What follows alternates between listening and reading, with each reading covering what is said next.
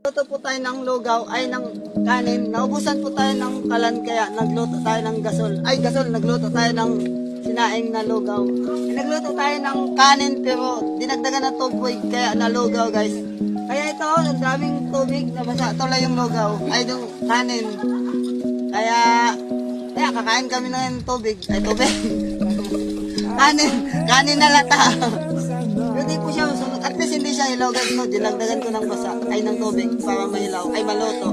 Salamat guys. Buwang